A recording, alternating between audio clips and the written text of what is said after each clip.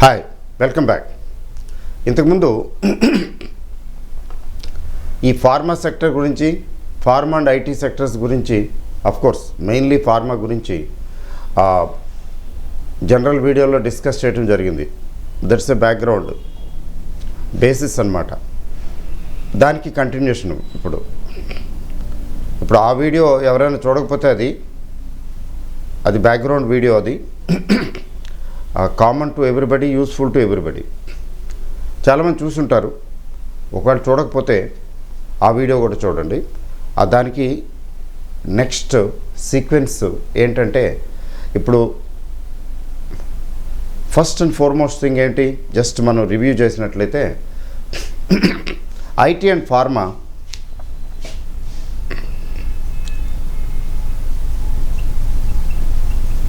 ముఖ్యంగా pharma defensive సెక్టర్స్లోకి వస్తుంది.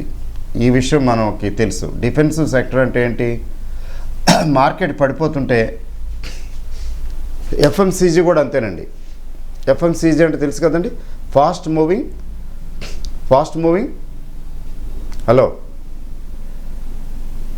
Consumer goods. Fast moving consumer goods ITC తీసుకోండి, లేకపోతే హిందుస్థాన్ యూనిలివర్ తీసుకోండి, ఇట్లాంటి కంపెనీలు తీసుకోండి.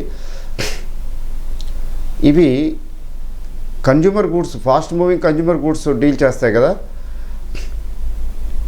ప్రపంచం తలకిందులైనా తినవలసిన వాడు తినటం మాండో, కొనవలసిన వాడు కొనటం మాండో. బిస్కెట్లు ఉన్నాయి, ఏదో అయిపోయిందని చెప్పి బిస్కెట్లు కొనుక్కున్నవాడు బిస్కెట్లు తినటం మాండో. సో బ్రిటానియా లాంటి కంపెనీస్కి, ఐటీసీ లాంటి కంపెనీస్కి డోకా ఉండదు. అంటే వాటిని డిఫెన్సివ్ సెక్టర్లో తీసుకుంటారు. ఎందుకంటే ఏం జరిగినా, మార్కెట్లో ఎలాంటి ఒడిదుడుకులు వచ్చినా, ఏం జరుగుతున్నా, ఇవి మాత్రం వీటికి బిజినెస్ పెద్దగా ఎఫెక్ట్ అవ్వదు. అందుకని ఏం చేస్తారంటే, నార్మల్గా పడుతున్న మార్కెట్లో మిగతా సెక్టర్స్లో ఉన్నటువంటి కంపెనీల షేర్లు అమ్మినా వీటిని కొంటూ ఉంటారు. అంటే అవి తగ్గుతున్నప్పుడు ఇవి పెరుగుతుంటాయి. మీరు గమనించారా లేదు, ఫార్మా కూడా అంతే. మెడిసిన్స్ వేసుకోవడం ఎవరో మానేరు కదండి. మెడిసిన్స్ మానరు కదా ఎవరును. హెల్త్ కేరు, మెడిసిన్స్ ఎవరో మానరు. Highly essential. ఎడ్యుకేషన్ కంటే కూడా ఇది చాలా ఎసెన్షియల్. కాబట్టి ఏమి జరిగినా, ఎలాంటి విపత్కర పరిస్థితులు వస్తున్నా కానీ ఈ ఫార్మా సెక్టర్లో బిజినెస్ నడుస్తూ ఉంటుంది సజావుగా. అందుకని ఏంటి, మార్కెట్ ఒడిదుడుకులు ఉన్నప్పుడు, ఏమైనా ప్రాబ్లమ్స్లో పడినప్పుడు మిగతా షేర్లు తగ్గుతూ ఉంటే ఫార్మా పెరుగుతాయి. ఎందుకంటే అప్పుడు ఫార్మా కొనటం మొదలు పెడతారు. అంటే అవి అమ్ముతారు, ఇవి కొంటారు, అంతేగాని డబ్బులు తీసుకుని వేరే పెట్టరు. అందువల్ల ఏంటంటే మార్కెట్ తగ్గుతుంటే ఫార్మా షేర్లు పెరుగుతుంటాయి. Not always, general. ఇప్పుడు ఆ కేటగిరీలోకి దాదాపు వస్తుంది ఐటీ. అందుకని ఏంటంటే ఈ సెక్టర్ల గురించి ఆల్రెడీ కొంత డిస్కస్ చేయటం జరిగింది. ఇప్పుడు కంటిన్యూషన్ ఏంటంటే, ఫస్ట్ అండ్ ఫార్మోస్ట్ ఎలాంటి కంపెనీలో ఇన్వెస్ట్ చేయాలి. ఫస్ట్ మీరు చూడవలసింది ఏంటంటే, ఐటీ అండ్ ఫార్మా ఈ రెండు సెక్టర్లు కూడా డిఫెన్సివే. అయితే ఎలాంటి కంపెనీలో ఇన్వెస్ట్ చేయాలి, ఫస్ట్ చూడవలసింది ఏంటంటే, విచ్ కంపెనీ లేదా కంపెనీస్ టు ఇన్వెస్ట్, ఇది క్లారిటీ ఉండాలి. తర్వాత ఏంటంటే, second point, how much to invest, ఎంత ఇన్వెస్ట్ చేయాలి చూజ్ చేసుకున్న తర్వాత ఎంత ఇన్వెస్ట్ చేయాలి. మూడోది ఏంటంటే, హౌ టు ఇన్వెస్ట్, ఎలా ఇన్వెస్ట్ చేయాలి. ఈ మూడు విషయాలు దృష్టిలో పెట్టుకోవాలి. ఫస్ట్ అండ్ ఫార్మోస్ట్ థింగ్ ఏంటంటే, విచ్ కంపెనీ టు ఇన్వెస్ట్ అండి. ఏ కంపెనీలో ఇన్వెస్ట్ చేయాలండి. ఫస్ట్ ఏం చేయాలంటే, లిస్టు తయారు చేసుకోవాలి. Company list, prepare A list of companies. ఇక్కడ లిస్ట్ తయారు చేసుకునేటప్పుడు పక్షపాతం, పార్షియాలిటీ, తర్వాత ప్రీ జడ్జిమెంట్ ఉండకూడదు. లిస్ట్ తయారు చేసుకుని వాటి పెర్ఫార్మెన్స్ జనరల్గా చూసుకోవాలి. ముఖ్యంగా లిస్ట్ తయారు చేసేటప్పుడు ఒక విషయం గుర్తుపెట్టుకోవాలి, మన పోర్ట్ఫోలియోలో సెక్టర్ వైజ్ తీసుకున్నట్లయితే ఫార్మా తీసుకున్నాం లేదా ఐటీ తీసుకున్నాం, ఈ రెండు సెక్టర్ల గురించి కదా మాట్లాడుతున్నాం.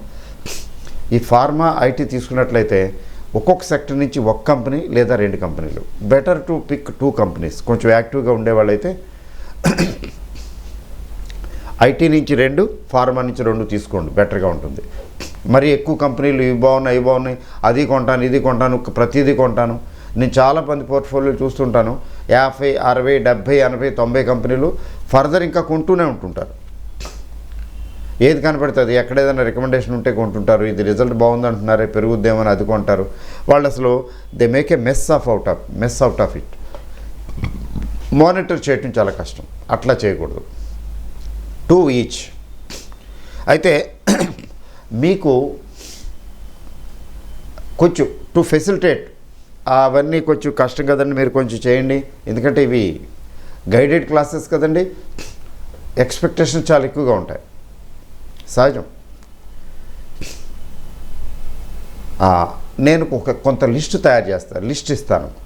అంటే దాని అర్థం ఈ లిస్టు నేను ఇచ్చిన లిస్టులోంచే సెలెక్ట్ చేసుకోండి అని నేను చెప్పడం కాదు. దీనికన్నా మంచివి మీకు తోచినవి అవి కూడా లిస్టులో యాడ్ చేయండి. ఓకే, ఊరికే నేను తయారు చేసిన లిస్టు అలా అని చెప్పి దిస్ ఈజ్ పర్ఫెక్ట్ అని చెప్పటం కాదు. ఏంటి, ఐటీ తీసుకున్నట్లయితే నేను ఫార్మా తీసుకుంటాను కదా first. Which companies to invest అంటే ఫార్మా చూడండి. ఒకటి సన్ ఫార్మా. అమ్మన్న తగ్గిపోయింది కదండి, రిజల్ట్ బాగోలేదు కదండి, కంపెనీ సన్ ఫార్మా తీసుకోవచ్చు అంటారా? ఇలాంటి ప్రశ్నలు వేస్తుంటారు కొంతమంది. ఆ తగ్గటాలు పెరగటాలు ఇవన్నీ టెంపరీగా జరిగే విషయాలు. పెర్ఫార్మెన్స్ పట్టే కదా ప్రైస్ తగ్గింది, తక్కువలో దొరుకుతున్నది. తక్కువలో మంచి కంపెనీ, ఫండమెంటల్లీ స్ట్రాంగ్ కంపెనీ తక్కువలో దొరకటం కూడా ఒక అడ్వాంటేజ్. తర్వాత సిప్లా ఒకటి,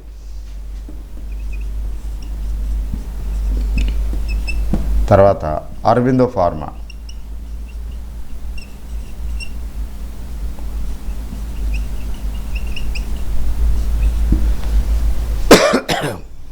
లూపిన్,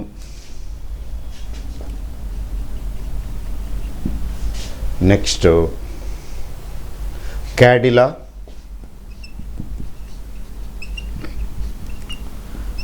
డాక్టర్ రెడ్డి,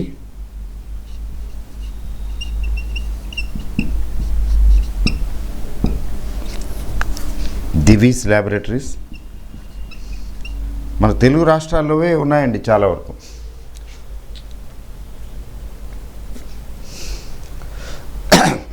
చాలండి, మరీ ఎక్కువ రాయక్కర్లేదు. ఇవి స్టడీ చేయండి. ప్లస్ మీకు తోచినవి ఏమైనా ఉంటే అవి కూడా యాడ్ చేయండి. ఇంకో 2, 3, 4 యాడ్ చేయండి. వీటిని క్లోజ్గా మానిటర్ చేయండి. గబక్క ఇది చూసి ఇప్పుడు తక్కువగా ఉంది కొనేస్తాను, లేకపోతే అదేదో ఉంది కొనేస్తాను. అరబిందో ఫార్మా దీనికి 1100 చెప్తున్నారు, నెక్స్ట్ ఇయర్ కల్లా 1100 అవుతుందంటే ఇప్పుడు 700, 800లోనే ఉంది. ఇది కాదు analysis. This is not the way to do. ఏం చేయాలి, వీటిని ట్రాక్ చేయాలి, వీటి పెర్ఫార్మెన్స్ ట్రాక్ చేయాలి. పెర్ఫార్మెన్స్ ట్రాక్ చేస్తూ డేటాలా తయారు చేసుకుని వీటి ఫ్యూచరు ఎలా ఉండబోతుంది అనే దాని మీద ఎక్కువ ఎంఫసిస్ ఇవ్వాలి స్టడీలో. ఇప్పటివరకు ఎలా ఉంది, ఎంత పెర్ఫామ్ చేసింది అన్నది పెద్ద రెలవెంట్ కాదు. ఫ్యూచర్ ఎలా ఉండబోతుంది అన్నది రెలవెంట్. ఇంకా మీరు ఏం చేయొచ్చు అంటే సెక్టరల్ ఫండ్స్ ఆఫర్ చేస్తుంటారు కదా, మ్యూచువల్ ఫండ్స్ సెక్టర్ వైజ్ ఉంటాయి. Pharma and health care sector చాలా మ్యూచువల్ ఫండ్స్ ఆఫర్ చేస్తున్నాయి. అవి వాళ్ళు ఏ కంపెనీలో ఇన్వెస్ట్ చేస్తున్నారో చూడండి. You are getting my point. వాళ్ళు ఏ కంపెనీలో ఎంతెంత పర్సంటేజ్ వెయిటేజ్ ఇచ్చి ఇన్వెస్ట్ చేస్తున్నారో చూడండి. అందులో మనకు క్లూ దొరుకుతుంది. అవన్నీ తీసుకుని మనం ఇన్వెస్ట్ చేయం కూడా అక్కర్లేదు. అంటే అవి గ్యారంటీ పక్కాగా మంచివని మిగతావి కావనే ఉద్దేశం కూడా కాదు. ఎందుకంటే వాళ్ళు మళ్ళానే కొంచెం చేస్తారు, కొద్దిగా ఎక్కువ ఎఫర్ట్ పెడతారు. ఫైనల్గా ఏమవుతుందనేది వాళ్ళ చేతుల్లో లేదు, మన చేతుల్లో లేదు. జస్ట్ ఐడియా కోసం అట్లా మ్యూచువల్ ఫండ్స్ తీసుకుని వాళ్ళు ఏ కంపెనీల్లో ఎక్కువ ఎందులో ఇన్వెస్ట్ చేశారో చెక్ చేయండి. ఇప్పుడు నన్ను అడిగితే నేనైతే స్ట్రిక్ట్గా ఏం చెప్తానంటే సన్ ఫార్మా ఇది మార్కెట్ లీడర్ యాక్చువల్గా. ఇంతకుముందు ప్రీవియస్ వీడియోలో కూడా నేను చెప్పున్నాను కదా, it has the capacity to come out. తర్వాత అరబిందో ఫార్మా కూడా చాలా పొటెన్షియల్ ఉంది అని మార్కెట్ వర్గాలు చెప్తున్నాయి. అంటే మిగతా వాటికి 11 కాదు, లూపిన్ ఒకటి, తర్వాత డాక్టర్ రెడ్డీస్ కూడాను. ఏంటి సార్ మీరు 1, 2, 3, 4లోని మళ్ళీ షార్ట్ లిస్ట్ చేస్తే అన్నీ ఆల్మోస్ట్ నిఫ్టీ 50 షేర్లు తీసుకున్నారంటే ఉద్దేశపూర్వకంగా నేను చేస్తున్నాను. నీ అరబిందో ఫార్మా వదిలేస్తే ఈ మిగతా 3 నిఫ్టీ 50 షేర్లే. ఎందుకని నిఫ్టీ 50 షేర్లుకి టిక్ పెట్టాను అంటే మిగతా వదిలేయమని కాదు. నిఫ్టీ 50 షేర్స్కి అంటే గ్యారంటీ లేదనుకోండి, బట్ నిఫ్టీ 50 షేర్స్కి కొంచెం ఎక్కువ సర్టనిటీ ఉంటుంది, అన్సర్టనిటీ పార్ట్ తక్కువ ఉంటుంది. అసలు మరీ ఎక్కువ తేడా వస్తే నిఫ్టీ 50లో ఉంచరు కదండి, తీసి పారేస్తారు కదా. అంటే మిగతావి మంచివి కాదని కాదు. ఫర్ ఎగ్జాంపుల్ క్యాడిలా నా ఫేవరెట్, అది ఒకసారి మొదలుపెట్టిందంటే గ్రోత్ పాత్రలోకి వచ్చిందంటే అది it will continue to grow like anything. కాబట్టి అది కూడా మంచిదే, అంటే గ్రోయింగ్. చూడండి, మీరు చెక్ చేసుకుని ఇంకా కొన్ని యాడ్ చేసుకుని స్టడీ చేసుకుని జాగ్రత్తగా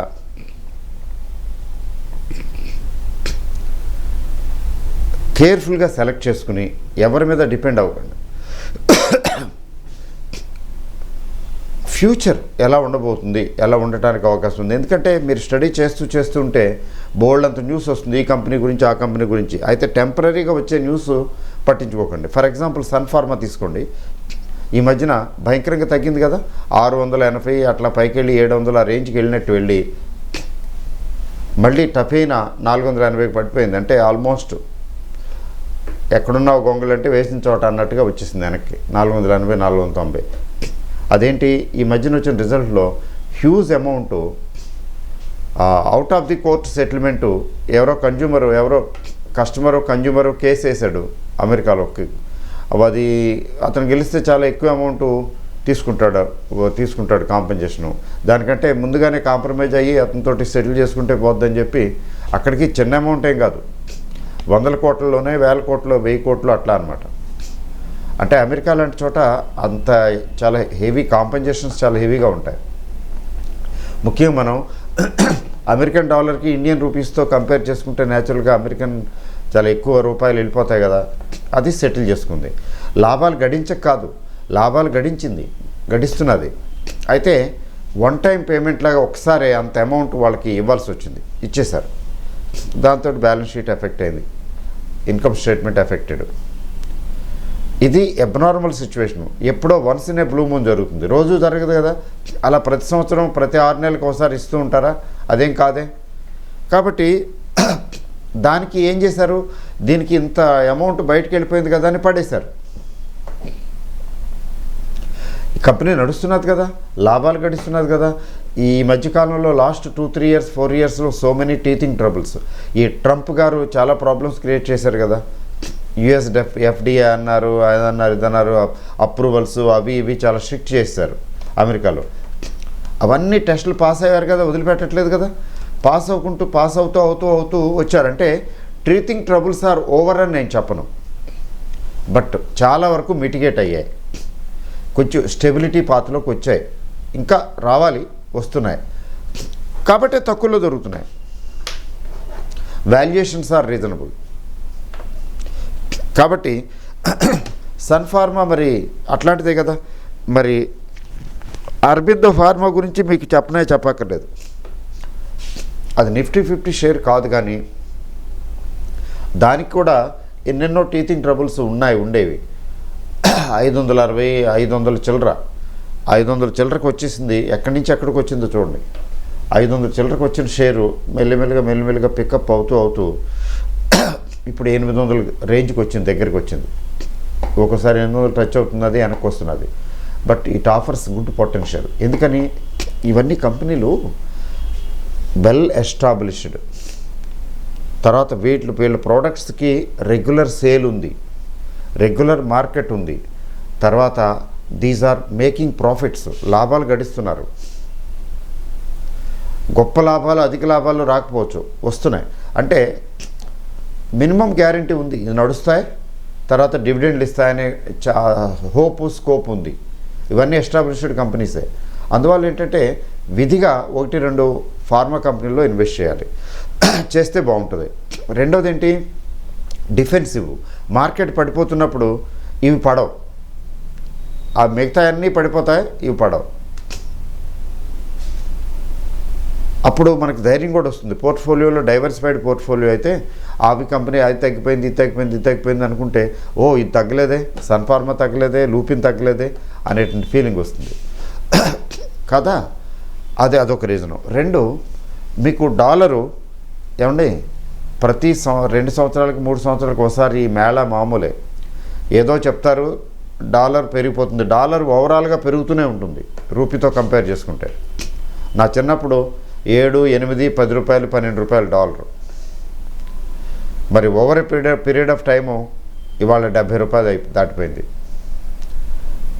డాలర్ పొరపాటున కొన్నాళ్ళు తగ్గినా కూడానండి, కొంచెం తగ్గినా మళ్ళీ పైకే వెళ్తుంది. ఎందుకంటే మన నేచర్ ఆఫ్ ఎకనామిక్ యాక్టివిటీ, మన దేశంలో జరుగుతున్నటువంటి వరల్డ్ వైడ్ జరుగుతున్నటువంటి సిస్టమ్ని చూసుకుంటే, వరల్డ్ వైడ్ యాక్టివిటీ చూసుకుంటే, డాలరు షేర్ మార్కెట్ ఎలా పైకే పోతుందో డాలర్ కూడా పైకే పోతుంది. కానీ తగ్గిపోవటం, 30 రూపాయలు అయిపోవటం, 20 రూపాయలు అయిపోవటం అలాంటి ఎక్స్పెక్ట్ చేయదు.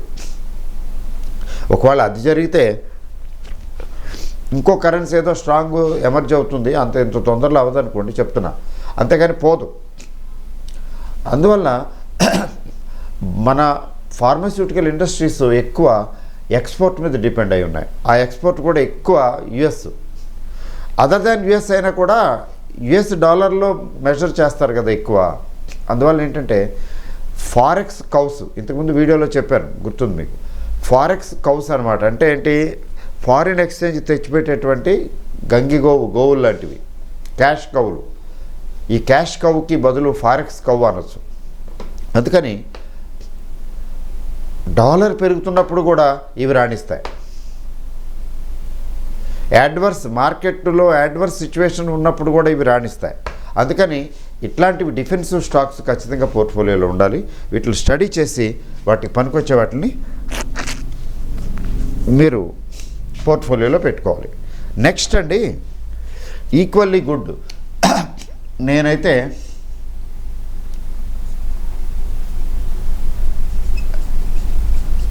బెటర్ అంటాను. ఇప్పుడున్న కండిషన్స్కి IT already turn around, proved and improved. ఇంకా ఫార్మాస్యూటికల్ ఇండస్ట్రీకి ఇంకొంచెం టైం పట్టచ్చు. ఐటీకి అట్లాంటి సిచ్యువేషన్ ఇంకా నాకు కనిపించడం లేదు. Already on the improvement path. మరి ఐటీలో ఎట్లా అంటే, మరి ఎక్కువ నేను ఇవ్వను, కానీ ఇక్కడైతే ఐటీలో అయితే ఎక్కువ నిఫ్టీ 50 షేర్లు తీసుకోవటం లేదు, కొంచెం గ్రోత్ ఆస్పెక్ట్ చూస్తున్నాను. నేనైతే టెక్ మహీంద్రా, ఇది ఎలాగో నిఫ్టీ 50 షేరే, ఇది మినహాయిస్తే మిగతా షేర్లు చూడండి. మైండ్ ట్రీ చాలా జాగ్రత్తగా స్టడీ చేయండి. మంచి గ్రోత్ పాత్లో ఉన్నటువంటి స్టాక్స్ ఇవి. తర్వాత ఎల్ఎన్టీ టెక్నాలజీ, ఈ మధ్యకాలంలో ఎల్ఎన్టీ గ్రూపు, ఎల్ఎన్టీ టెక్నాలజీస్, తర్వాత ఎల్ఎన్టీ టెక్నాలజీ కదా,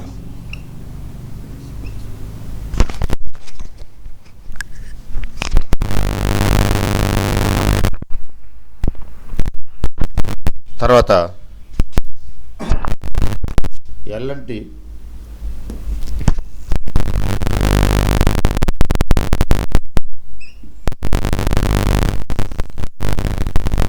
చూసారా.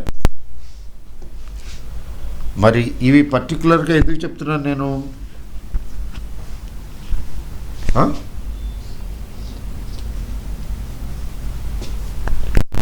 ఇవి పర్టికులర్గా ఎందుకు చెప్తున్నానంటే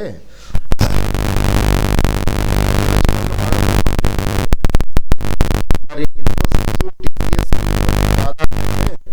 నేను కాదన్నానండి,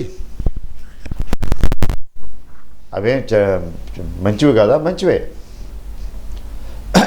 అంటే కొంచెం గ్రోత్ పాత్రలు అన్నీ ఉంటాయి, కొంచెం ఎక్కువ గ్రోత్ వస్తే బాగుంటుంది కదా.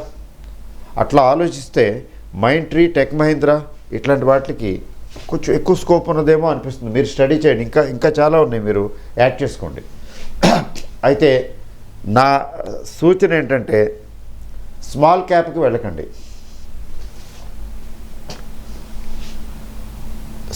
వెరీ స్మాల్కి వెళ్ళకండి. మిడ్ క్యాప్ ఓకే, మిడ్ క్యాప్లో కూడా జాగ్రత్తగా ఉండండి. స్మాల్ క్యాప్ ఎందుకంటే anything can happen to small cap, అది కొంచెం రిస్క్ ఎక్కువ, రిటర్న్ కూడా ఎక్కువే. అట్లా అవాయిడ్ చేయండి.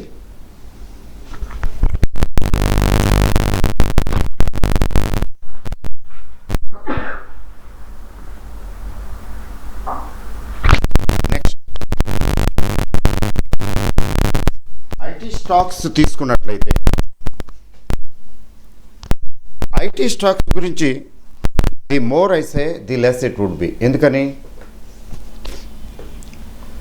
ఐటీ స్పెండింగ్స్ పెరుగుతున్నాయి వరల్డ్ వైడ్. తర్వాత ఇందులో టెక్నాలజికల్ అప్గ్రేడేషను, డెవలప్మెంట్స్ చాలా జరుగుతున్నాయి. ఆర్టిఫిషియల్ ఇంటెలిజెన్స్ అవి ఇవి చాలా వస్తున్నాయి. కాబట్టి వీటికి ఇంకా గ్రోత్ పాత్రలో ఉన్నాయి, ఇంకా ఫ్యూచర్ ఉంది. రానున్న కాలం ఇంకా దే పెర్ఫామ్ బెటర్. రెండోది, డాలర్ పెరుగుతుంటే అత్యధిక లాభం పొందేది, ఎక్కువ లబ్ధి పొందేది ఐటీ స్టాక్సే. వీళ్ళు కూడా ఏంటంటే ఫారెక్స్ ఎక్కువ తెస్తారు. ఇప్పుడున్న కండిషన్స్లో, అంటే ఇప్పుడున్నటువంటి డాలరు పెరగటం అనేది కనపడుతున్నది కదా. అట్లీస్ట్ మరీ పెరగకపోయినా 70-71 రేంజ్లో ఉంది కదా. 64 నుంచి 71కి వెళ్ళింది, ఇదేం చిన్న విషయం కాదు. అంటే డాలర్ టర్మ్స్లో ఇవి ఎక్కువ సంపాదిస్తాయి. నార్మల్ సంపాదన plus increase in dollar rate. అందువల్ల ఏంటంటే ఈ ఐటీ సెక్టార్లో ఒకటి చాలు, లేదా రెండు చూస్ చేసుకుంటే, ఈ రెండు కలగలుపుగా తీసుకున్నట్లయితే, ఫార్మా అండ్ ఐటీ రెండు తీసుకున్నట్లయితే మీ పోర్ట్ఫోలియో బెటర్గా ఉంటుంది. అంటే ఏంటి, బ్యాలెన్స్డ్గా ఉంటుంది. ఈ ఐటీ కూడా అంతే. ఈ మధ్యకాలంలో చూసారా మీరు, పెట్రోల్ ధర పెరిగిపోవటం, డాలర్ ధర పెరిగిపోవటం, అట్లాంటి సిచ్యువేషన్స్ వచ్చినప్పుడు ఇవి ఇవి పెరిగాయి. ఇప్పుడు టెక్ మహీంద్రా లాంటి షేర్లు పెరిగాయి. ఎందుకు పెరిగాయి? వీళ్ళకి లాభం. ఒకటి డిసడ్వాంటేజ్, ఇంకొకటికి అడ్వాంటేజ్. అంటే జనరల్గా డిసడ్వాంటేజ్ అయితే ఐటీ కంపెనీలకి, ఫార్మా కంపెనీలకి అది అడ్వాంటేజ్. అందుకని ఇవి పెద్దగా తగల. గమనించారా? సో అందువల్ల ఐటీ కంపెనీస్ కూడా ఒకటి లేదా రెండు విధిగా పోర్ట్ఫోలియోలో ఉంటే బాగుంటుంది. కాబట్టి ఫస్ట్ పార్ట్ మనం ఆన్సర్ చేసాం. ఏంటి, విచ్ కంపెనీస్ టు ఇన్వెస్ట్ అనే దానికి ఆన్సర్ ఇది. అంటే ఇవే, ఈ లిస్ట్ మాత్రమే అనుకోకండి, you can add any in the list. అయితే జస్ట్ ఐడియా కోసం ఇచ్చాను. వీటిలో మీరు తీసుకోవాల్సిన జాగ్రత్తలు ఏంటంటే, నెంబర్ 1 నిఫ్టీ 50 స్టాక్స్కి ఎక్కువ ప్రిఫరెన్స్ ఇవ్వండి. నెంబర్ 2 స్మాల్ క్యాప్స్ అవాయిడ్ చేయండి. ఎందుకు, అస్సలు రిస్క్ తీసుకోవద్దు. అంటే అవి చల్లవని కాదు, అవి పెర్ఫామ్ చేస్తే they perform like anything, jump like anything, run like anything. వాటితో పాటు మనం పరిగెత్తలేము. But at the same time risk కూడా ఎక్కువే కదా. అందుకని నిఫ్టీ 50 ప్రిఫర్ చేయండి. అథవా సమ్టైమ్స్ ఎక్సెప్షనల్లీ మిడ్ క్యాప్కి వెళ్ళండి, అదర్ లార్జ్ క్యాప్కి వెళ్ళండి. నిఫ్టీ నెక్స్ట్ 50 స్టాక్స్కి వెళ్ళండి, పర్వాలేదు. స్మాల్ క్యాప్కి వెళ్ళకండి. తర్వాత ఇందులోంచి 2 సెలెక్ట్ చేసుకోండి. ఇవే కాకుండా వేరే చూడండి, వాటి పెర్ఫార్మెన్స్, ఫ్యూచర్ ఎక్స్పెక్టేషన్స్ అవన్నీ కూడా చూడండి. మీరు ఇన్ఫర్మేషన్ చదువుతూ స్టడీ చేస్తూ ఉంటే తెలుస్తుంది. ఫర్ ఎగ్జాంపుల్, రానున్న 6 నెలల్లో మార్కెట్, అంటే ఫర్ ఎగ్జాంపుల్ ఎలక్షన్ ఇయర్ అయితే ఏమవుతుంది, పైకి కిందకి అక్కడక్కడిగా ఉంటాయి. కొంచెం వెళ్ళినట్టు వెళ్తాయి, మళ్ళీ తగ్గుతాయి, మళ్ళీ వెళ్తాయి, తగ్గుతాయి. ఇవన్నీ ఇంతే. ఒక డైరెక్షన్ తీసుకుని పైకి వెళ్ళటం కానీ ఒక డైరెక్షన్ తీసుకుని కిందకి రావటం కానీ జరగదు. అంటే that gives ample opportunity for preparation, homework, study చేయడానికి, హోంవర్క్ చేయడానికి ఎక్కువ యాంపుల్ ఆపర్చునిటీ ఉంటుంది. అందుకని one should take advantage of it. Okay, so first part is over. Which companies to invest అనేదానికి. నెక్స్ట్కి వచ్చేటప్పటికి హౌ మచ్ టు ఇన్వెస్ట్. ఆ how మచ్కి వచ్చేటప్పటికంటే నేను ఈ రెండు కలిపి 10 to 15% కంటే ఎక్కువ రికమెండ్ చేయను.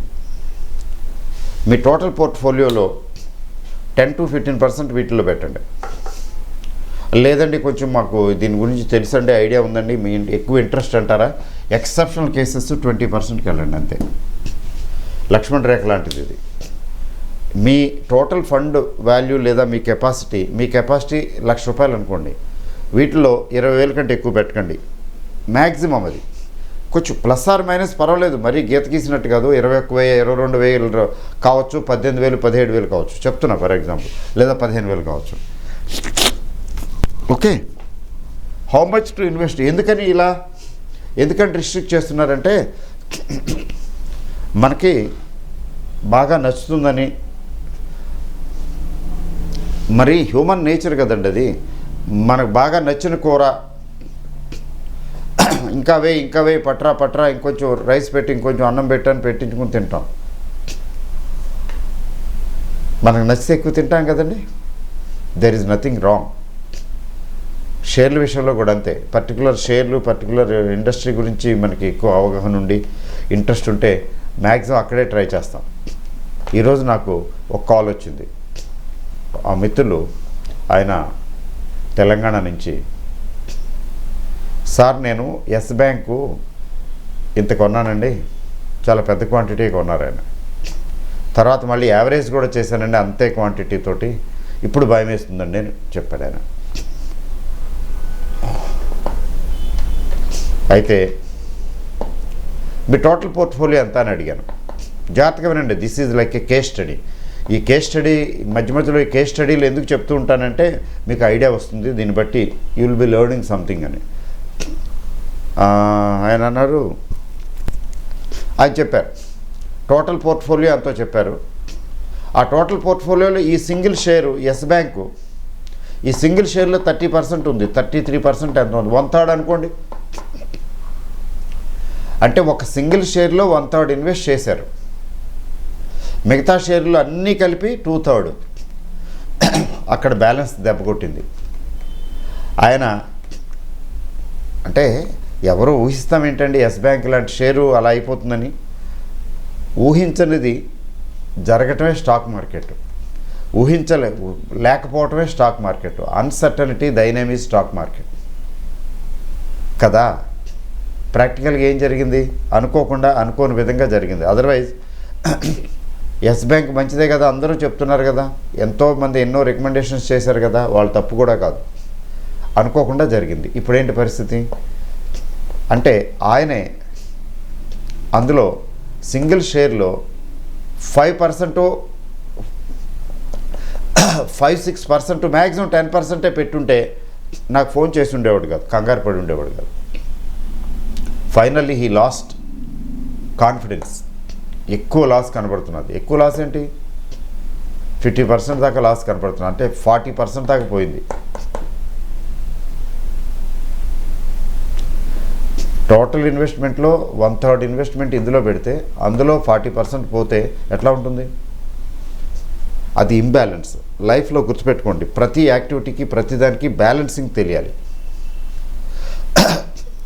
మీకు ఫర్ ఎగ్జాంపుల్ డెరివేటివ్స్ గురించి మాట్లాడతారు. డెరివేటివ్స్ చేసేవాళ్ళు మ్యాక్సిమం నష్టపోతారు. 90% పీపుల్, 90 to 95% పీపుల్కి డెరివేటివ్స్లో లాస్ వస్తుంది. ఫ్యూచర్స్, ఆప్షన్స్ ఎందుకు వస్తుంది? నేను ఈక్విటీ గురించి మాట్లాడుతున్నాను, కమోడిటీస్ నాకు తెలియదు. ఎందుకు వస్తుంది? There are 2 reasons. అదొక సెపరేట్ టెక్నాలజీ.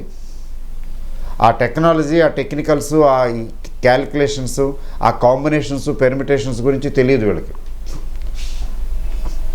అదేదో కొంటే పెరిగితే వస్తే డబ్బులు, లేదా అమ్మితే షార్ట్ కొడితే తగ్గితే డబ్బులు వస్తాయి అనుకుంటుంటారు.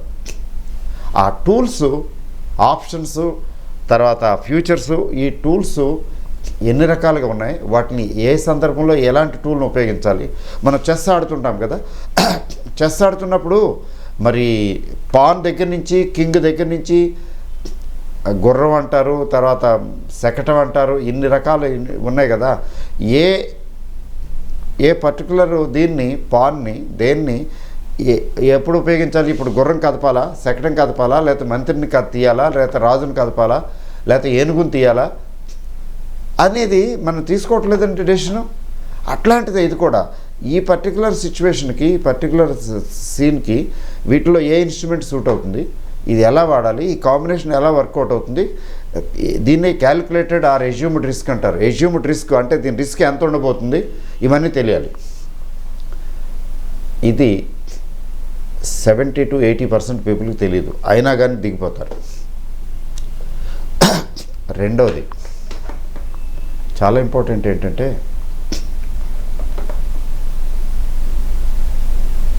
ఓవర్ నైట్ డబ్బులు సంపాదించాలనుకుంటారు, కూల్గా కామ్గా కాదు. అక్కడ ఫియరు, గ్రీడు రెండు ఆస్పెక్ట్స్ ఉంటాయి. అయితే ఫియర్ గ్రిప్లో పడిపోతారు, లేదా గ్రీడ్ ఊబిలో దిగిపోతారు. గ్రీడ్ ఊబిలో కానీ, ఫియర్ గ్రిప్లో కానీ ఉండటం వల్ల ప్రాపర్గా డెసిషన్ తీసుకోలేదు. ఎందుకంటే అంతా మ్యాథమెటికల్ క్యాలిక్యులేషన్ మీద నడుస్తుంది. ఇక్కడ లక్ ఫ్యాక్టర్ కంటే కూడా స్కిల్లు, క్యాలిక్యులేషను, కంప్యూటేషన్స్ ఇవి ఇంపార్టెంట్.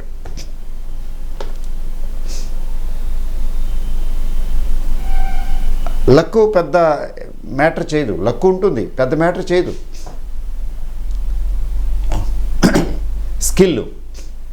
స్కిల్తో పాటు ఈ గ్రీడు, ఫియరుకి మధ్యలో ఉండాలి. అటు గ్రీడ్ వైపు వెళ్ళకూడదు, ఫియర్ వైపు వెళ్ళకూడదు. ఇది తెలియదు, అంటే ఎక్కువ వాల్యూమ్స్లో చేస్తారు. నేను చెప్పేది ఏంటంటే, బ్రీఫ్లీ స్పీకింగ్, వాళ్ళ కెపాసిటీకి బ్యాలెన్స్ చేయటం తెలియక ఎక్కువ వాల్యూమ్లో చేస్తారు. అంటే ఓవర్ నైట్ నాకు ఎంత వచ్చేయాలన్నట్టుగా, ఎక్కువ సంపాదించాలనేటువంటి తాపత్రయంతో. అంటే టెక్నాలజీ తెలిసి కూడా ఎక్కువ సంపాదించాలనే తాపత్రయంలో ఓవర్గా తింటే ఏమవుతుంది, అక్కడ అదే జరుగుతుంది. ఈక్విటీ ఇన్వెస్ట్మెంట్లో కూడా అంతే, బ్యాలెన్స్ తెలియాలి. బ్యాలెన్స్ తెలియటం అంటే ఏంటంటే, ఏ షేర్లో ఎంత ఇన్వెస్ట్ చేయాలనేది తెలియదండి.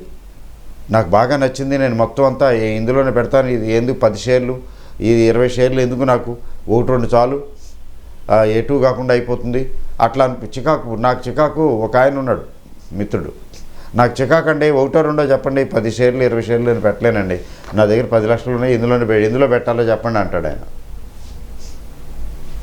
అది జరగదు, that won't work out. Okay,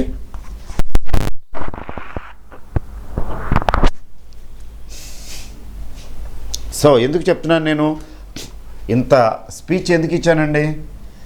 10 to 15% అంటే ఎక్కువ పెట్టకూడదు, మ్యాక్సిమం 20%, ఇది గుర్తుపెట్టుకోండి. ఓకే, తర్వాత నెక్స్ట్ క్వశ్చన్ ఏంటంటే, how to invest, equally important అండి. ఇన్వెస్ట్ ఇన్ ఇన్స్టాల్మెంట్స్, అంటే కరెక్ట్గా సిప్ మోడ్లో లాగా ప్రతి నెల టెన్షన్గా నాకు ప్రతి నెల ఇంత వస్తున్నదండి, అది ప్రతి నెల ఎంత వస్తుంది కాబట్టి ఇందులోంచి ఇంత నేను ఇన్వెస్ట్ చేస్తాను, పెడతానని చేయకల్లా. గుర్తుపెట్టుకోండి, సిప్ మోడ్ అంటే అది వాళ్ళకి చెప్తాము, వాళ్ళు ప్రతి నెల కట్ చేసుకుంటూ వెళ్ళిపోతారు. ఇది ఇందులో సిప్ మోడ్లో పెట్టడానికి ఏముంది, లేదు కదా, ఇదే మ్యూచువల్ ఫండ్ కాదు కదా, మనంతట మనమే నిర్ణయించుకోవాలి. నేనైతే ఎలా చేస్తాను చూడండి, క్యాడ్లా ల్యాబొరేటరీస్ 300, 250 నాకు గుర్తులేదు, సరే ప్రైసెస్ వదిలేండి. క్యాడ్లా ల్యాబొరేటరీస్ ఒక స్టేజ్లో నేను స్టడీ చేసి, ఇప్పుడు ఇది అనువుగానే ఉంది, కన్వీనియంట్గానే ఉందని మొదలుపెట్టానండి. క్యాడ్లా ల్యాబొరేటరీస్లో ఇన్వెస్ట్ చేయడం మొదలుపెట్టాను. స్మాల్ క్వాంటిటీ తీసుకున్నా, ఫ్యూ థౌజండ్స్కి, ఫ్యూ ల్యాక్స్ కాదు. అది కొంచెం పెరిగింది, నేను కొన్న తర్వాత పెరిగింది, ఇంకా పెరిగింది, నేనే పట్టించుకోను కదా, పెరగటాలు తగ్గటాలు 5%, 10%, 20% సాధారణంగా పట్టించుకోను. పెరిగింది, మళ్ళీ కొన్ని రోజుల తర్వాత తగ్గిపోయింది, నేను కొన్న ప్రైస్ కంటే కూడా తక్కువకి వచ్చింది. అచ్చా వచ్చావా, ఒకసారి జస్ట్ చెక్ చేశాను ఫండమెంటల్స్, ఓకే ఏం ప్రాబ్లం లేదు, ఇది మార్కెట్ ఫ్లక్చువేషన్స్, మళ్ళీ యాడ్ చేశాను. అంటే నేను టైము లెక్క పెట్టలా, నెల రోజుల కిందట ఇన్వెస్ట్ చేశానా 2 నెలలు అయిందా అని. అది చూశాను, నేను కొన్నదానికంటే తక్కువలోకి వచ్చింది ఇప్పుడు. Shall I add some more quantity? Yes, added. ఇలా 2 సార్లు 3 సార్లు యాడ్ చేసి ఉంటాను. ఆ పోర్ట్ఫోలియో అది ఆ పర్టికులర్ షేరు సైజు చూసాను, దీని మీద ఎంత ఇన్వెస్ట్ చేయొచ్చు నాకు ఐడియా ఉంది, ఆ రేంజ్కి వచ్చింది. ఆ తర్వాత కూడా ఒకసారి ఎప్పుడో నాకు తక్కువ దిగొచ్చింది, అనుకున్న చాలా తక్కువ, రీజనబుల్లీ వెరీ లో ప్రైస్ అని అనిపించింది, నేను టచ్ చేయలేదు ఇంకా. దీనికి ఇంతే అలొకేట్ చేశాను కదా సుమారుగా, ఇంతే, అలా వదిలేశానండి. ఇప్పుడు క్యాడిలా ల్యాబొరేటరీస్ ఎంత ఉంది, మార్జినల్లీ అప్ సైడ్, అంటే కొంచెం ప్రాఫిట్ ఇస్తున్నది, బట్ ఆ 5% to 10% ప్రాఫిట్స్ నేను బుక్ చేయను. వాట్ ఎవర్ హ్యాపెన్స్, అది కూడా మంచిదే కదండి, మళ్ళీ తగ్గితే కొనుక్కోవచ్చు కదా అంటే ఈ ఎక్స్పెరిమెంట్లన్నీ చేసి తల బొప్పు కట్టేసింది, చేయను నేను, time waste. Reasonably very high అయినప్పుడు, టెక్నికల్గా కూడా ఒక ఓవర్ బాట్ పొజిషన్లోకి వచ్చినప్పుడు, నాకు ఫెయిర్ అమౌంట్ వస్తున్నది అనుకున్నప్పుడు, అప్పుడు పార్షియల్గా ప్రాఫిట్ బుక్ చేస్తాను, మొత్తం అంతా అమ్మను, ఏదైతే అది అవనండి. సో యావరేజింగ్ ప్రిన్సిపల్ జాగ్రత్తగా తెలివిగా అప్లై చేయాలి. యావరేజింగ్ ప్రిన్సిపల్ అప్లై చేయటం అంటే ఏంటంటే, కొనేటప్పుడు అంచెలంచెలుగా కొనుక్కుంటూ వెళ్ళాలి. ఎప్పుడు కొనాలండి అంటే, ఒకసారి కొన్నాం, నేను చెప్పాను కదా, క్లూ ఇచ్చాను కదా, ఒకసారి కొన్నాను, ఆ తర్వాత ఎప్పుడో అంతకన్నా తక్కువకి వచ్చింది, ఇంకోసారి కొన్నాను, ఇంకోసారి ఎప్పుడైనా తక్కువకి వచ్చినప్పుడు ఇంకోసారి, అట్లా 2-3 ఇన్స్టాల్మెంట్లు 4 ఇన్స్టాల్మెంట్లు ఈ షేర్లో ఇంత ఇన్వెస్ట్ చేస్తానని పెట్టుకోవటం, అలా అంచెలంచెలుగా చేసుకెళ్ళిపోవటం. ఎందుకంటే షేరు పెరిగింది తగ్గక మానదు, తగ్గింది పెరగక మానదు. ఓన్లీ వన్ సైడెడ్ ఉండవు. వన్ సైడెడ్ అంటే తగ్గటమే కానీ పెరగకపోవటం, పెరగటమే కానీ తగ్గకపోవటం, అలాంటి సిచ్యువేషన్స్ ఉండవు. అలా ఉండే సిచ్యువేషన్స్ చాలా తక్కువ సందర్భాల్లో ఉంటాయి, చాలా తక్కువ కంపెనీలకు ఉంటాయి. జనరల్గా good company, fundamentally strong company తగ్గుతూ పెరుగుతూ ఉంటుంది, ఓవరాల్గా పెరుగుతుంది. అయితే కొన్ని సందర్భాల్లో ఏమవుతుందంటే, మనం కొనటం మొదలుపెట్టిన దగ్గర నుంచి అది పెరుగుతుంది. అది మనం ఇంకా తగ్గితే చూస్తానంటే తగ్గదు ఎప్పటికీ, అట్లీస్ట్ నియర్ ఫ్యూచర్లో తగ్గదు, సంవత్సరంన్నర రేంజ్లో కూడా తగ్గదు, అంటే will be missing the bus. అది రైజింగ్ యావరేజెస్ అంటారు. ఈ రైజింగ్ యావరేజెస్ అంటే ఏంటంటే, ఇప్పుడు 300 రూపాయల దగ్గర కొంటే అది 290కి వస్తే యాడ్ చేయటం ఈజీ. 300 రూపాయలది 315కి వెళ్ళి అక్కడి నుంచి తగ్గకుండా పైకి వెళ్తుంటే, ఇంకా పైకి వెళుతుందని అనిపిస్తే, అక్కడ 315 రేంజ్లో ఇంకొకసారి యాడ్ చేయకపోతే అది మళ్ళీ 400 370కి వెళ్ళి కూర్చుంటుంది, వెక్కిరిస్తుంది మనల్ని. కానీ ఇది చాలా కేర్ఫుల్గా చేయాలి, కొంచెం విద్య తెలిసిన వాళ్ళు, అనుభవం ఉన్నవాళ్ళు మాత్రమే చేయాలి సార్ రైజింగ్ యావరేజెస్. తక్కువ సందర్భాల్లోనే అలాంటి సాహసం చేయాలి. ఎందుకంటే 300 315 తర్వాత 340 అయిపోతుంది, 340 దగ్గర కొంటాం, అట్లా కొనుక్కుంటూ వెళ్ళిపోతే ఒకసారి 70 వెళ్ళిన 290కి వస్తే అనవసరంగా కొనుక్కుంటూ వెళ్ళిపోవటం ఏంటి, ఇప్పుడు కొనుక్కుంటే ఎంత బాగుండేదో అనిపిస్తుంది. కాబట్టి రైజింగ్ యావరేజెస్ చాలా కేర్ఫుల్గా ఉండాలి. 1-2 సార్లు కంటే ఎక్కువ ట్రై చేయకూడదు. అయితే ఫాలింగ్ కూడా సాధారణంగా 1-2 సార్లు కంటే ఎక్కువ ట్రై చేయకూడదు. బట్ ఏంటంటే 3 సార్లుగా ఇన్వెస్ట్ చేస్తానని అనుకుంటే ఓకే, బాగానే ఉంటుంది. అట్లాగా ఒక స్టేజ్లో యాడ్ చేయటం, మరి ఇంకొకసారి ఎప్పుడైనా తగ్గింది అనుకున్నప్పుడు ఇంకొకసారి, అంటే దీని ఇన్ బిట్వీన్ ఇంటర్వెల్ ఎంత ఉండాలంటే 2 రోజులకు ఒకసారా, వారానికి ఒకసారా, నెలకు ఒకసారి అంటే అదేమి రూల్ ఏం లేదు. మీకు ఆ పర్టికులర్ పాయింట్ ఆఫ్ టైంలో తక్కువగా ఉంది, తగ్గింది అనిపించినప్పుడు దాన్ని కొంటారు. What is wrong? అందువలన ఇన్వెస్ట్మెంట్ ఎప్పుడు కూడా ఇన్స్టాల్మెంట్లో కొనండి. సో ఇన్స్టాల్మెంట్లో కొనటం వల్ల, అలాగే అమ్మేటప్పుడు కూడా ఇన్స్టాల్మెంట్లో అమ్మటం వల్ల ఏమవుతుందంటే యావరేజ్ అవుతుంది. యావరేజింగ్ ప్రిన్సిపల్ మీరు అప్లై చేస్తున్నారన్నమాట. ఓకే అండి.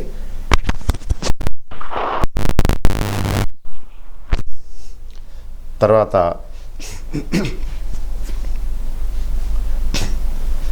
ప్రత్యేకించి మీరు ఇప్పుడు ఫార్మా గురించి, ఐటీ గురించి ఎందుకు చెప్తున్నారండి అంటే,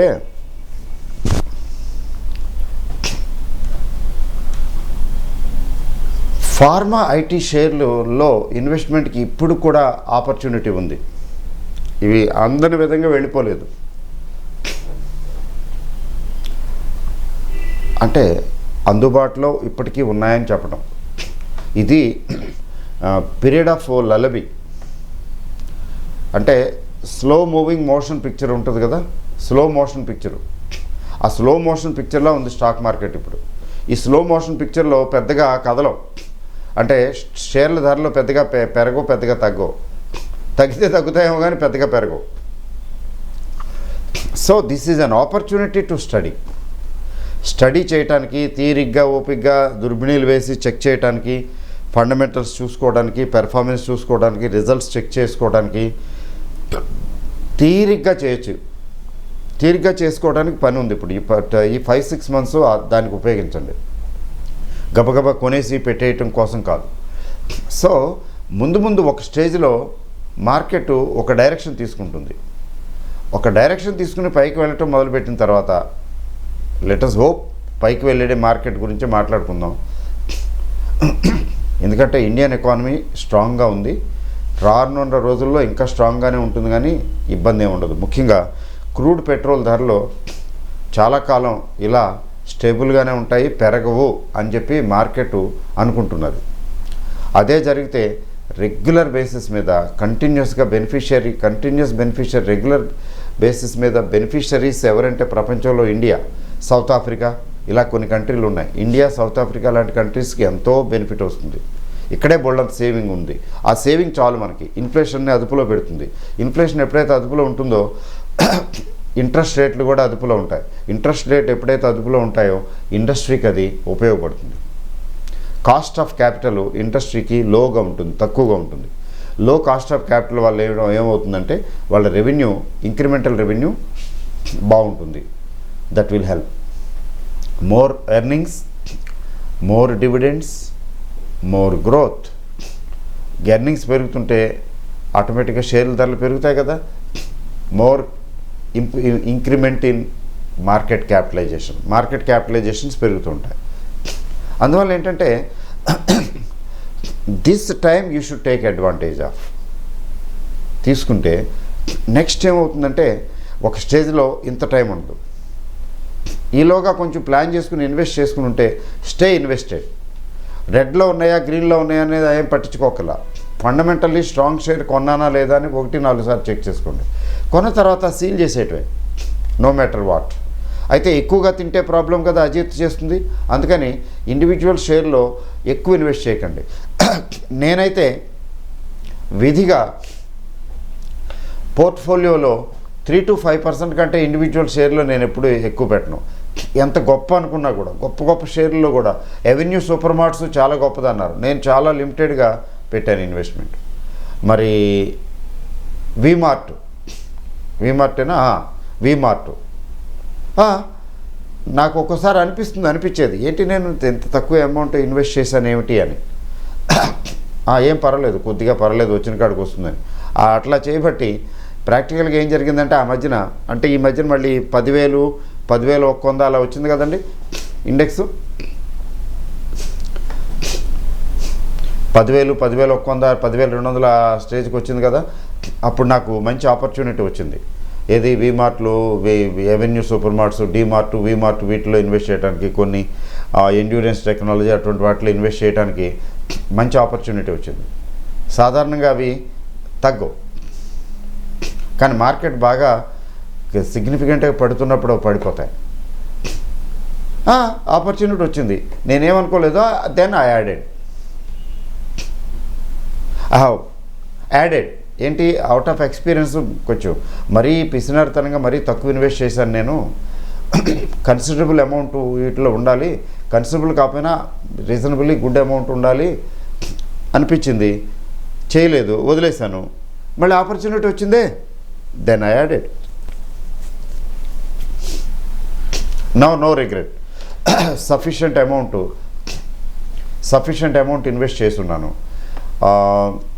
చూస్తున్నాను ఇట్లా మంచి ఎలకేషన్ బాగానే ఉంది. అయితే అవి పెరుగుతున్నాయి కూడాను. They are growing.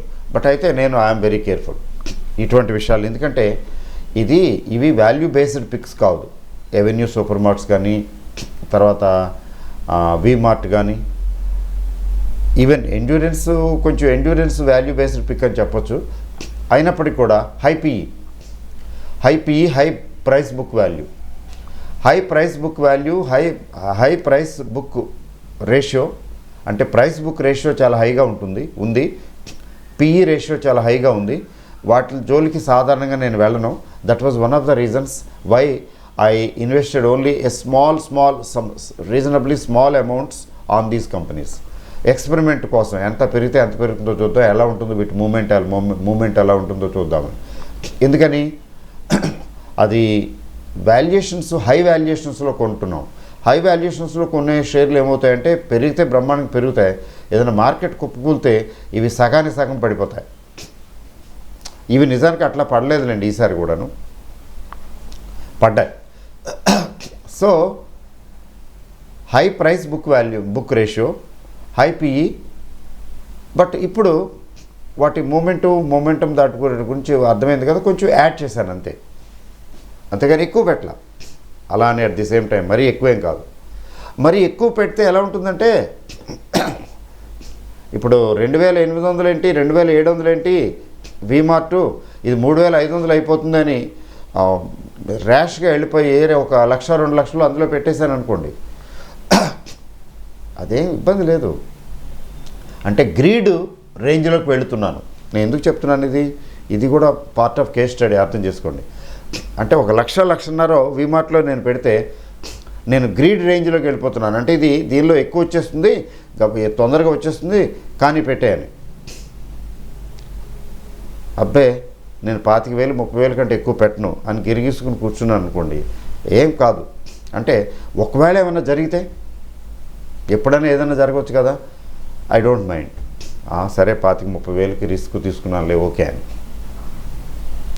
అదో 1,00,000 అయితే కన్సిడరబుల్ కదండి అనిపిస్తుంది. ఈ ఒక్కదానిలో ₹1,00,000 ఎందుకు పెట్టాను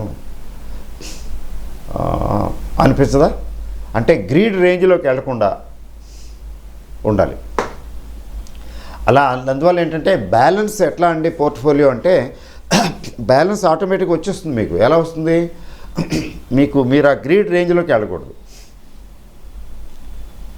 గొప్పదే, బాగుంటుంది, వెరీ గుడ్ అందరూ చెప్తున్నారు, అయినా కానీ రీజనబుల్ అమౌంట్ పెట్టండి. ఫర్ ఎగ్జాంపుల్ ఎఫ్ఎస్ఎల్ గురించి చెప్పారు కదా, ఎఫ్ఎస్ఎల్ నిజంగానే ఈ ఎఫ్ఐఐస్ కొని ఎఫ్ఐఐస్ కొనేసారు, డిఐఎస్ కూడా కొన్నారులేండి. ఎందుకంటే అది డివిడెండ్ ఫస్ట్ టైం ఇవ్వబోతున్నదని ముందే తెలిసిపోయింది. తర్వాత డివిడెండ్ ఇచ్చింది కూడాను, డెట్ ఫ్రీ అవ్వబోతున్నది, ఇవన్నీ బాగానే ఉన్నాయి. ఫటాఫట కొనేస్తే 80-83కి వెళ్ళిపోయింది. అప్పుడు అందరూ దాని గురించే మాట్లాడారు. బట్ నేను మాత్రం రీజనబుల్ క్వాంటిటీ పెట్టి వదిలేసాను. ఒక స్టేజ్లోనైతే కొంత తీసేశాను కూడా. ఇవాళ 47కి వచ్చినా 48కి వచ్చినా FSL first source solutions limited I don't feel the pinch. ఎందుకంటే అది 100-150 అయిపోతుంది, అవ్వచ్చు, ఇంకెక్కువ అవ్వచ్చు over a period of time.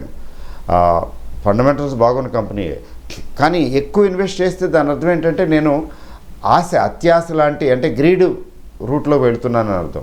ఎప్పుడైతే అలా గ్రీడ్ రూట్లోకి వెళ్ళానో అక్కడ దెబ్బతింటాను. నేను కాదు, ఎవరైనా తింటారు. స్టాక్ మార్కెట్లో ఇది చాలా ఇంపార్టెంట్ పాయింట్, గుర్తుపెట్టుకోండి. ఎంత గొప్పదనుకున్నా కానీ మనం పెట్టే అమౌంట్, ఇన్వెస్ట్ చేసే అమౌంట్ రీజనబ్లీ, అది దానికి ఏమైనా అయితే, ఏమైనా ప్రాబ్లం వస్తే కూడా కంగారు పడే పరిస్థితి ఉండకుండా ఉండాలి. అది చాలా గొప్ప రిటర్న్ ఇవ్వచ్చు కాక, ఓకే, రిస్క్ రిటర్న్ రెండింటిని ట్రేడ్ ఆఫ్ చేయాలండి. అంటే గ్రీడ్కి పోకూడదు. ఆ గ్రీడ్కి పోతే that may lead to fear, భయపడే పరిస్థితి రావచ్చు. అదే మిత్రులు ఆయన చెప్తున్నారు కదా, ఏదో ఎస్ బ్యాంక్ కొని చాలా ఎక్కువ క్వాంటిటీ కొనటం వలన సింగిల్ షేర్లు 1/3 దాకా ఇన్వెస్ట్ చేయటం వల్ల ఆయన కొంచెం స్టెబిలిటీ దెబ్బతింది. సలహాకి ఫోన్ చేశారు, తర్వాత ఇబ్బంది, అంటే కొంచెం మీరు చెప్పారు కదండి, ఇప్పుడు కొంచెం ధైర్యం వచ్చిందండి. నేను ఒకటే చెప్పాను, ఎస్ బ్యాంకు 0 అయిపోయేది కాదు, కాకపోతే దాని పరిస్థితి బాగోలేదు.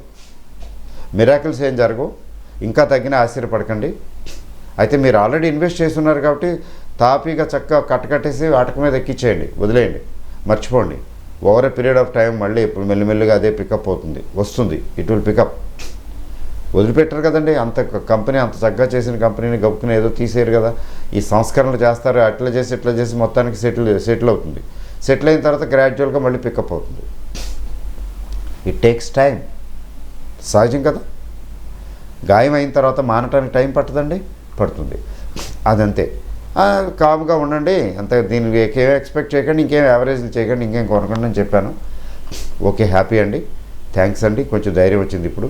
లేకపోతే జీరో అయిపోతుందేమో అనే వస్తుంది కదా కొంచెం. ఓకే, ఇప్పుడు కంక్లూషన్ ఏంటి? డైవర్సిఫికేషన్ ఉండాలి. At the same time single షేర్లో మరీ ఎక్కువ అమౌంట్ పెట్టకూడదు. 2, స్మాల్ క్యాప్స్ జోలికి వెళ్ళకూడదు, సాధ్యమైనంత వరకు అవాయిడ్ చేయాలి. Unless we know very much about it. బాగా తెలిస్తే తప్ప స్మాల్ క్యాప్లకి వెళ్ళకూడదు, ఎందుకంటే వాటిలో రిస్క్ ఎక్కువ ఉంటుంది. నిఫ్టీ 50కి ఎక్కువ ప్రిఫరెన్స్ ఇవ్వాలి. అంటే అన్ని నిఫ్టీ 50 కొనమని కాదు. తర్వాత ఇన్వెస్ట్ చేసేది ఎప్పుడు కూడా కేర్ఫుల్ స్టడీ చేసిన తర్వాత ఇన్స్టాల్మెంట్లో ఇన్వెస్ట్ చేసుకుంటూ వెళ్ళాలి. తర్వాత అమౌంట్ రిస్ట్రిక్ట్ చేసుకుంటూ వెళ్ళాలి. దీని కోటా ఇంత అయిపోయింది, ఇంతకన్నా ఎక్కువ పెట్టేది లేదు, ఏదైతే అవుతుంది. అయ్యో ఇంత అసలు ఒక 50,000 ఇందులో పెట్టుంటే ఈ పాటికి 1,00,000 అయిపోయేది అనిపిస్తుంది ఒక్కోసారి. ఓకే, అప్పుడు 50,000 పెట్టకూడదు ఏ కంపెనీలోనూ, అందుకని పెట్టలేదు అంతే. 30,000 పెట్టాను, 30కి 30, 60 వచ్చింది, ఓకే చాలు. అట్లా ఉండాలి. అంటే బ్యాలెన్సింగ్ అండి లైఫ్లో. ప్రతిదీ కూడా బ్యాలెన్సింగ్, ప్రతిదానికి బ్యాలెన్సింగ్ కావాలి. ఇన్వెస్ట్మెంట్కి బ్యాలెన్సింగ్ కావాలి, ప్రతిదానికి బ్యాలెన్సింగ్ కావాలి. ఆ బ్యాలెన్సింగ్ అనేటువంటి ప్రిన్సిపల్ జాగ్రత్తగా అర్థం చేసుకుని ఇన్వెస్ట్ చేస్తే బ్రహ్మాండంగా ఉంటుంది. సో ఓకే అండి.